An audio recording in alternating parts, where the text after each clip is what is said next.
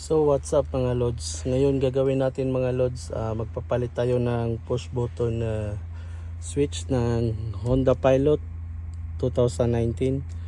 So ang gagawin nyo lang lods, yung unang tatanggalin nyo yung cover dito, ito yung plastic trim, tatanggalin nyo lang yan. May mga plastic clip lang yan dito, tatanggalin nyo lang. Pagkatapos yung dito, yung cover dito, ito yung cover dito, ito tanggalin nyo.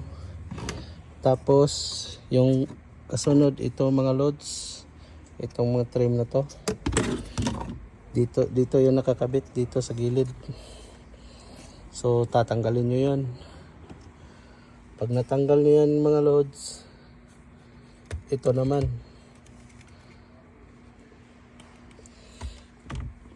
ito mga loads, tanggalin nyo muna to, itong hazard switch at saka yung sa ano nya, yung indicator ng airbag.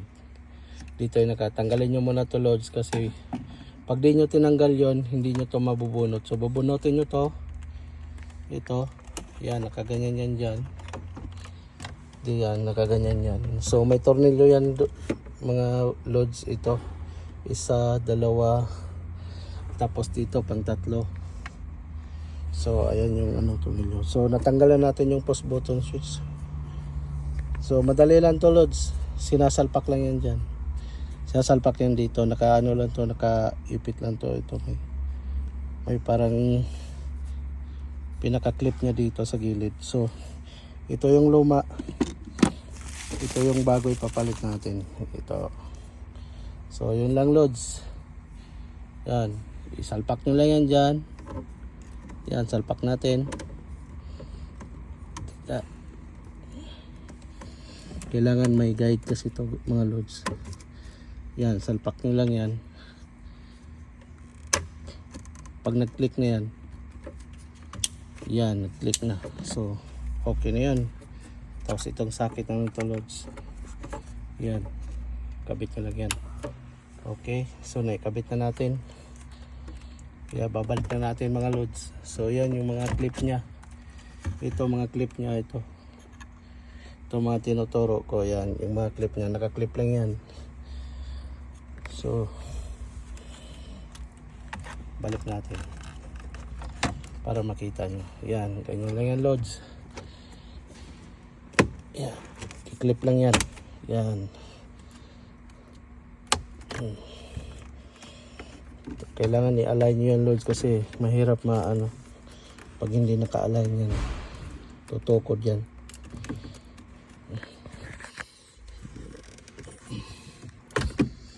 So yan, sumitok dito. So yan lang loads, yan, ganyan lang yan. So pagkatapos yan, ito naman ang ikabit natin, ito pagkatapos ito, yan, kabit natin dyan, taganyan. Tapos ito, yan, katapos yung dito naman, yung takip dito. Yun lang mga load. So ang ano pala nito, yung cost nito, ito minsan nagma-malfunction siya, kahit ipopost mo siya, minsan hindi nag-i-start. So yung loob nito mayroon ng ano defect, so kailangan pinapalitan yan. So yun lang mga loads, thank you for watching. Share nyo naman para baka mayroong iba na gusto rin matuto. God bless.